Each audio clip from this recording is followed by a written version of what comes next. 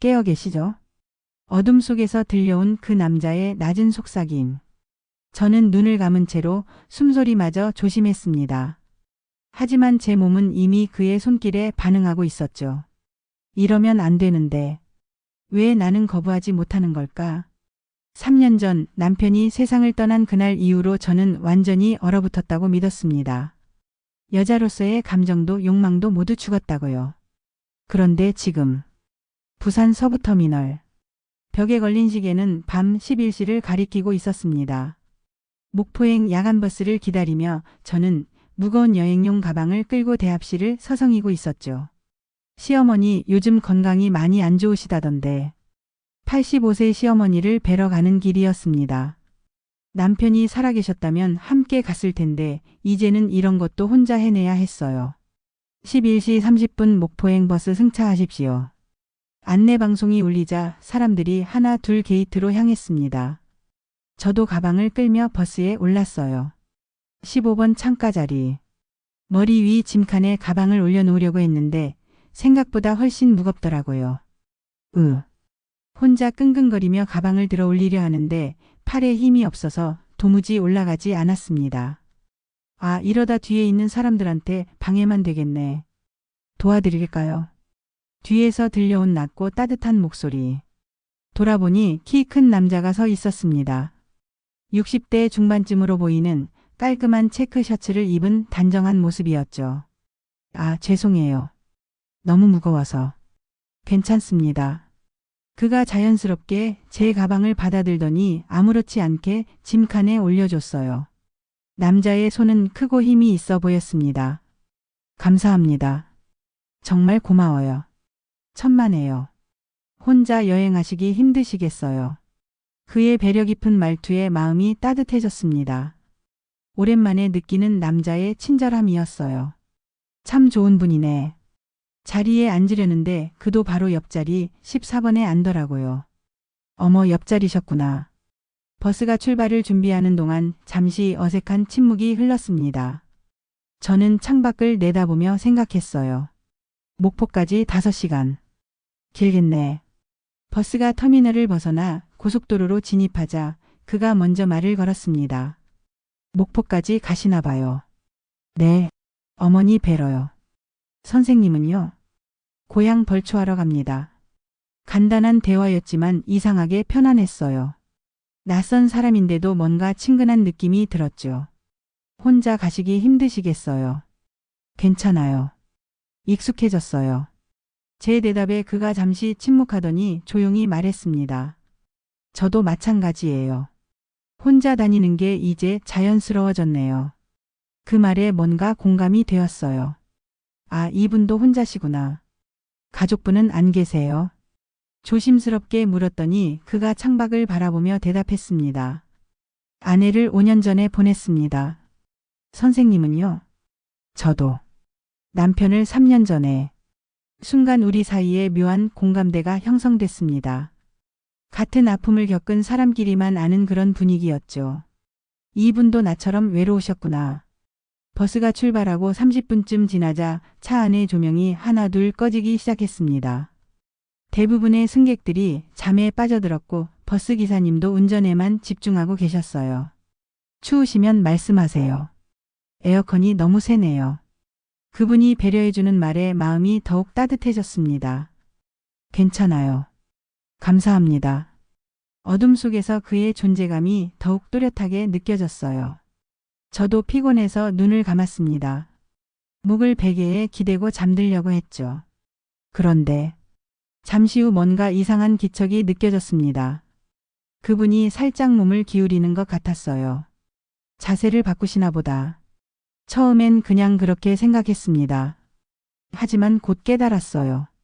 그의 손이 제 쪽으로 조심스럽게 움직이고 있다는 걸요. 설마. 심장이 빨라지기 시작했습니다.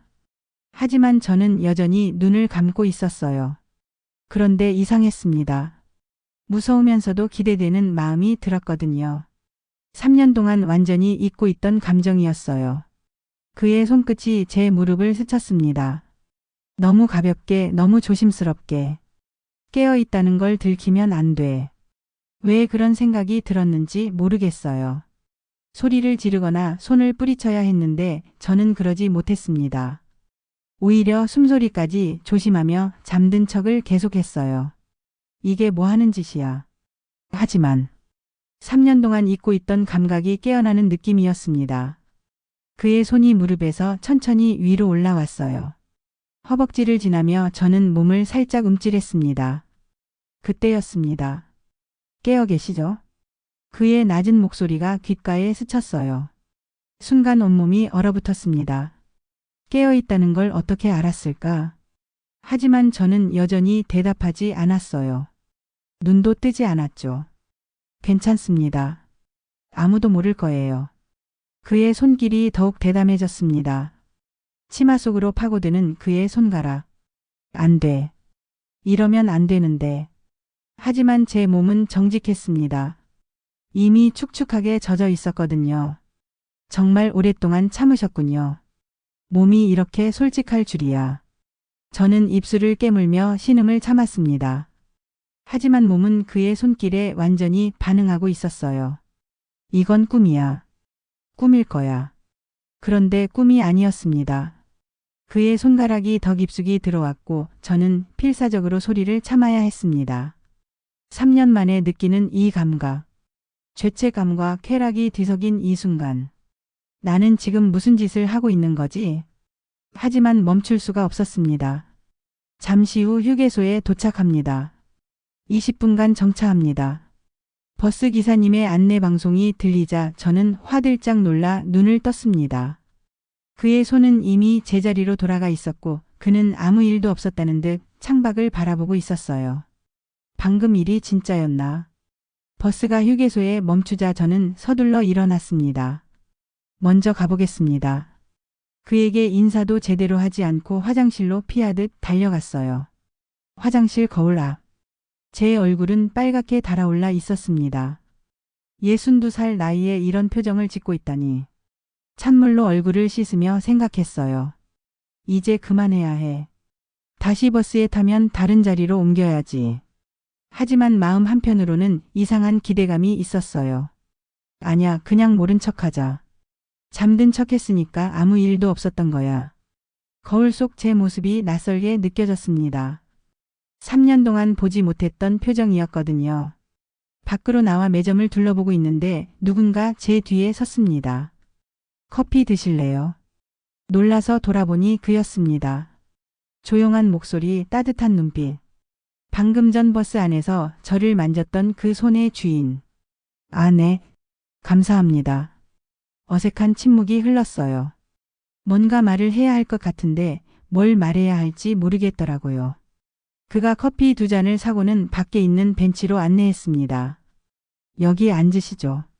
나란히 앉으니 더욱 어색했죠. 밤바람이 시원하게 불어왔지만 제 얼굴은 여전히 뜨거웠습니다. 죄송합니다. 너무 놀라셨죠? 그가 먼저 말을 꺼냈어요. 아니에요. 그런데 뭐라고 대답해야 할지 몰라 말끝을 흐렸습니다. 제 이름은 황철수입니다. 65세고요. 광주에서 혼자 살고 있어요. 갑작스러운 자기소개에 당황했습니다. 저는 김영희예요. 대구에서.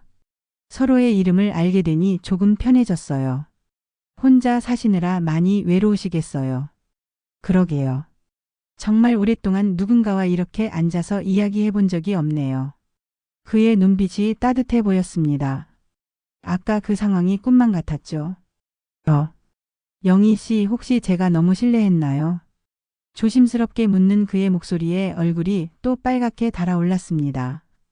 그게 뭐라고 해야 할지. 너무 아름다우셔서 그만. 죄송해요. 그런데 이상했어요. 사과하는 그를 보니 오히려 아쉬운 마음이 들더라고요. 왜지? 내가 왜 이러는 거지? 아니에요. 그냥 너무 오랜만이라.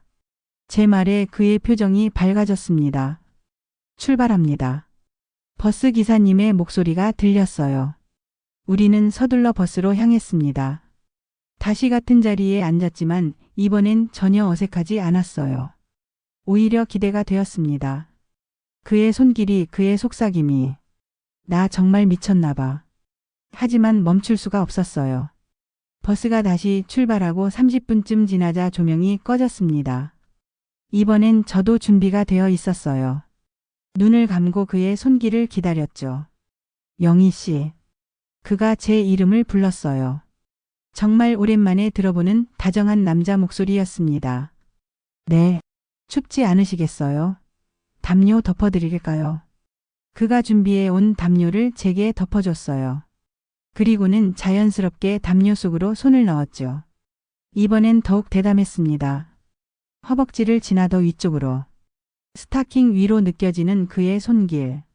정말 오랜만이시군요. 몸이 이렇게 반응하다니. 그의 속삭임에 온몸이 떨렸습니다. 철수 씨.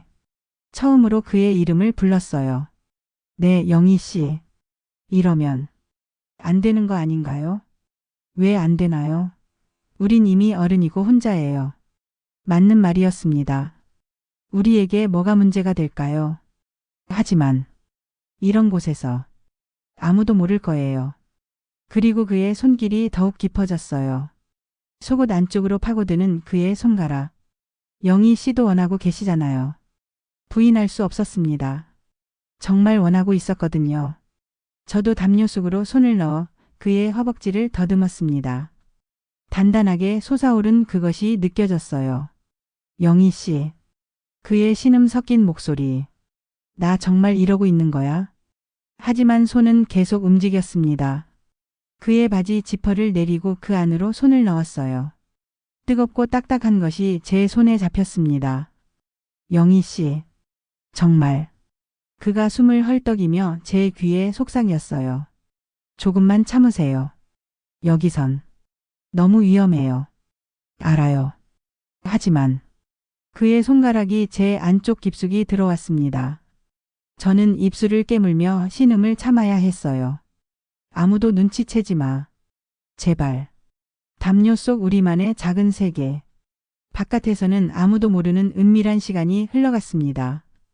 다음 휴게소는 40분 후입니다. 버스 기사님의 안내 방송. 철수 씨가 천천히 손을 빼내며 속삭였습니다. 영희 씨 뒷자리로 옮겨볼까요?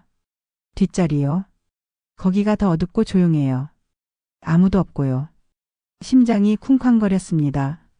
뒷자리로 가면 더 대담해질 거야. 하지만 거부할 이유가 없었어요. 그럴까요? 우리는 조용히 일어나 맨 뒷자리로 이동했습니다. 다른 승객들은 모두 앞쪽에 앉아 있었고 뒷자리는 우리뿐이었어요. 여기가 훨씬 편하네요. 철수 씨가 본인 담요까지 가져와 우리 둘을 함께 덮어줬습니다. 같이 덮고 계시죠? 춥지 않게. 자연스럽게 담요 하나를 함께 덮게 됐어요. 그의 체온이 바로 옆에서 느껴졌습니다. 버스가 어둠 속을 달리는 동안 우리는 서로를 바라봤어요. 영희 씨 정말 아름다우세요. 어둠 속에서 들리는 그의 목소리가 더욱 감미로웠습니다. 이 나이에 무슨, 나이가 무슨 상관이에요.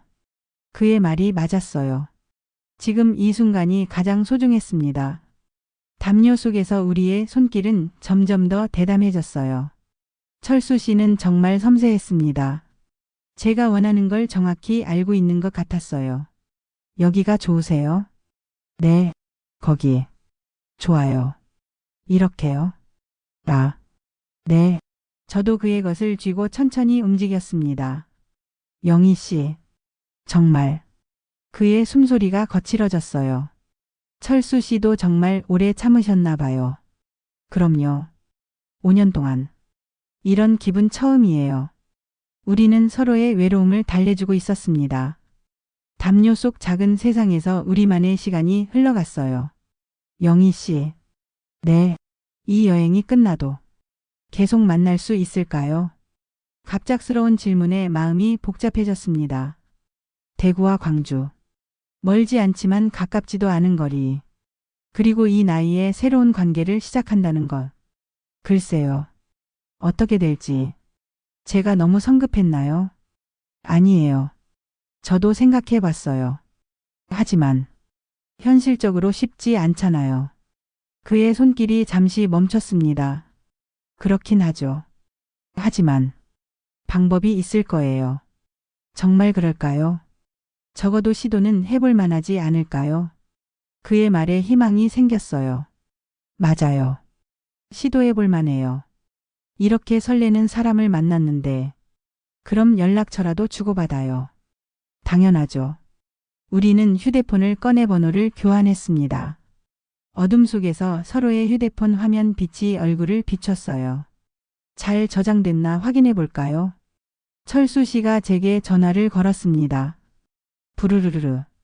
제 휴대폰이 진동했어요. 네, 잘 됐어요. 저장 이름은 철수로 할게요. 저도 영희로 할게요. 그 순간부터 우리 사이에는 묘한 설렘이 더해졌습니다. 단순한 버스 안에서의 만남이 아니라 계속될 수 있는 관계라는 기대감. 영희 씨, 솔직히 말씀드릴게요. 네, 말씀하세요. 처음 뵀을 때부터 마음이 끌렸어요. 정말요? 네. 뭔가 편안하면서도 따뜻한 느낌이었어요. 제 마음도 같았어요. 처음 봤는데도 낯설지 않았거든요. 운명일까요? 글쎄요. 운명이라는 게 있다면. 우리는 서로를 바라보며 웃었습니다. 어둠 속에서도 그의 미소가 보였어요. 담요 속에서 그가 제 손을 꽉 잡았습니다. 영희 씨. 네? 키스해도 될까요? 심장이 멈추는 줄 알았습니다. 여기서요? 네. 뒷자리라 아무도 안 봐요. 잠시 망설였지만 거부할 수 없었어요. 네. 그의 얼굴이 가까워졌습니다. 그리고 입술이 닿는 순간 62살에 하는 키스라니. 하지만 이상하지 않았어요. 부드럽고 따뜻한 키스였습니다. 젊었을 때처럼 격정적이지는 않았지만 더 깊고 진중했어요. 고마워요, 영희 씨. 뭐가요? 이렇게 좋은 시간을 만들어줘서. 저도 고마워요. 3년 동안 잃어버렸던 제 자신을 찾은 것 같아요. 담요 속에서 우리는 계속 서로를 만졌습니다. 철수 씨 너무 좋아요. 저도요, 영희 씨. 그의 손가락이 제 안쪽 깊은 곳을 자극했고 저는 그의 것을 더 세게 쥐었어요. 영희 씨.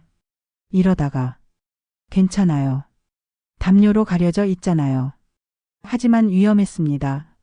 너무 흥분한 나머지 소리가 날 뻔했거든요. 잠시만요, 영희 씨. 철수 씨가 손을 멈췄습니다. 이러다 정말 위험할 것 같아요. 그러게요. 우리는 잠시 숨을 고르며 서로를 바라봤어요. 목포 도착하면 시간 괜찮으세요? 어머니 댁에 가야 하는데 3일 후는 어때요? 제가 목포로 갈게요. 정말요? 네. 영희 씨 꼭 다시 만나고 싶어요. 저도요. 그럼 3일 후 목포터미널에서 만나요. 네, 약속해요.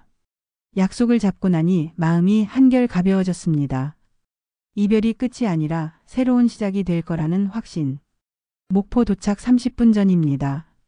버스 기사님의 안내 방송이 나왔을 때 제 가슴이 순간 무너져 내렸어요. 벌써요? 시간이 정말 빨리 갔네요. 그러게요. 오시간이 5분 같았어요. 우리는 아쉬운 표정으로 서로를 바라봤습니다. 영희 씨 정말 연락 계속할 거죠? 당연하죠. 이렇게 좋은 분을 만났는데 3일 후에 꼭 만나요. 네, 약속해요. 하지만 마음 한편으로는 불안했어요. 현실로 돌아가면 이 감정이 계속될까? 혹시 후회하지 않으실 거죠? 철수 씨가 조심스럽게 물었습니다. 후회요? 왜요? 오늘 밤을 너무 성급했나 싶어서. 저는 고개를 저었어요. 전혀요. 오히려 감사해요. 감사하다니. 3년 동안 잃어버렸던 제 자신을 찾은 것 같아요. 정말 그랬습니다. 오늘 밤 철수 씨를 만나면서 저는 다시 여자가 된 기분이었어요. 저도 마찬가지예요. 아내가 죽은 후로 이런 기분 처음이에요. 우리는 서로의 손을 꽉 잡았습니다. 목포터미널에 도착합니다. 드디어 도착 안내가 나왔어요. 승객들이 하나 둘 일어나서 짐을 챙기기 시작했습니다.